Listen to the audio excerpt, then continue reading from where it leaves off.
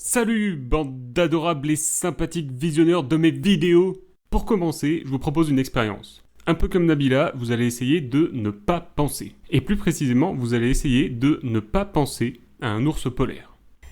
Keep your mind blank. Block everything. Once it locks onto your thoughts, it won't let go. Allez, c'est parti. Ne pensez pas à son épaisse fourrure blanche. Ne pensez pas à son museau tout noir et à ses oreilles toutes rondes. Ne l'imaginez pas en train de se rouler dans la neige avec ses bébés ours polaires et de boire du Coca-Cola. Évidemment, ce que je vous demande de faire est impossible. Plus je vous demande d'éviter de penser à quelque chose, et plus vous y pensez. C'est le principe sur lequel repose le jeu. Le jeu, c'est un jeu qui s'appelle le jeu, ou The Game en anglais. Pour gagner au jeu, il ne faut pas penser au jeu. Mais le seul moyen de ne pas penser au jeu de toute sa vie, c'est d'ignorer que le jeu existe, puisque rien qu'en vous expliquant ce qu'est le jeu, vous et moi, on est en train d'y penser, si bien qu'on a déjà perdu. Mais bon, c'est pas grave vu qu'il n'y a rien à gagner. Non seulement c'est con comme jeu, mais en plus, pour expliquer les règles du jeu, on est obligé de répéter le mot jeu 5 fois par phrase. Mais au moins, le jeu permet d'illustrer les résultats d'une expérience menée par Wegener et ses collègues en 1987. Cette expérience a montré que si on vous demande explicitement de ne pas penser à quelque chose, vous y penserez paradoxalement 5 fois plus que si on ne vous avait rien demandé. C'est ce qu'on appelle l'effet rebond.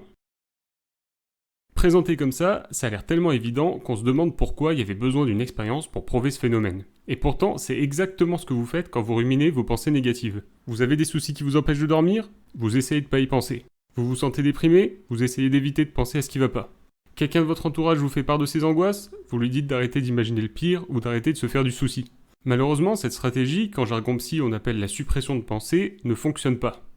Non seulement elle ne supprime pas vos pensées négatives, mais en plus elle les renforce. Heureusement, il existe des solutions pour que vos pensées négatives arrêtent de vous pourrir la vie. Vous avez assez de cette bande de racailles. On va vous en débarrasser. La première de ces méthodes s'appelle la distraction. Voici une figure réversible, c'est-à-dire un dessin qui peut être perçu de deux façons différentes. En l'occurrence, soit un lapin, soit un canard. Disons que le but est d'éviter de voir le lapin. Si vous essayez de ne pas penser au lapin, comme quand vous avez essayé de ne pas penser à l'ours polaire, tout ce que vous allez faire, c'est le voir encore plus. Pour éviter ce phénomène, il existe une technique très simple, qui consiste à prendre votre cerveau à son propre jeu. Au lieu d'essayer de ne pas voir le lapin, essayez de voir le canard. Et à cette île tout étant, vous verrez que ça marche bien mieux. Ce principe, vous pouvez l'appliquer à vos pensées négatives. Imaginons par exemple que vous vous sentiez ridicule à propos d'un truc que vous avez dit ou que vous avez fait et que votre esprit n'arrête pas de penser à cette gaffe. Vous revoyez la scène encore et encore, vous vous reprochez d'avoir agi comme ça, vous vous demandez ce que les autres vont penser, etc., etc.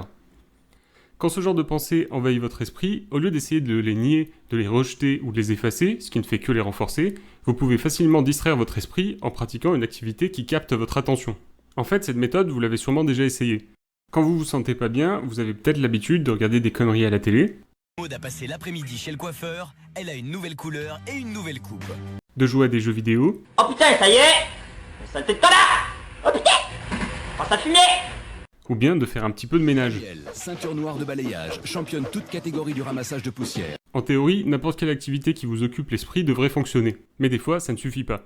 Si l'activité que vous pratiquez n'est pas assez captivante, votre esprit continuera à être absorbé par des pensées négatives. Genre, si vous regardez un truc à la télé qui vous intéresse pas, votre esprit ne sera pas assez occupé et va continuer à ruminer ses pensées négatives. Par contre, si vous descendez un torrent en rafting, que vous regardez un film d'horreur ou que vous jouez avec des amis à un MMORPG, toute votre attention sera mobilisée par l'activité, donc ça marchera mieux.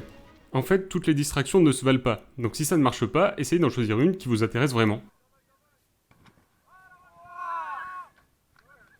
L'autre problème avec cette méthode, c'est que vos pensées négatives peuvent très bien repointer le bout de leur museau une fois que votre activité sera terminée. En fait, se distraire de ces pensées négatives pour ne plus y penser, ça revient à appuyer sur le bouton pause. C'est déjà pas mal, mais on peut faire mieux. Si vous voulez vraiment que votre esprit cesse d'être pollué par des pensées négatives, il va falloir muscler votre cerveau, pour le rendre en quelque sorte imperméable aux pensées indésirables. C'est le principe de la méditation, et en particulier de la méditation pleine conscience ou mindfulness. Cette pratique n'a rien de spirituel ou de religieux, c'est juste un moyen très efficace pour rendre votre esprit plus résistant face aux pensées parasites.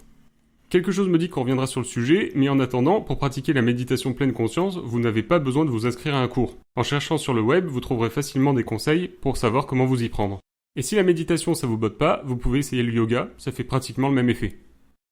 Il existe encore d'autres méthodes pour arrêter d'être parasité par des pensées négatives, comme la diffusion cognitive par exemple. Mais comme mon logiciel de montage vidéo est un peu pourri, je ne peux pas faire de vidéos trop longues. Donc je suis désolé les loulous, mais on va devoir remettre ça à une autre fois. Pour ne pas rater le prochain épisode, abonnez-vous à ma chaîne ou bien à la newsletter de mon blog. Sinon, vous pouvez aussi me suivre sur Twitter.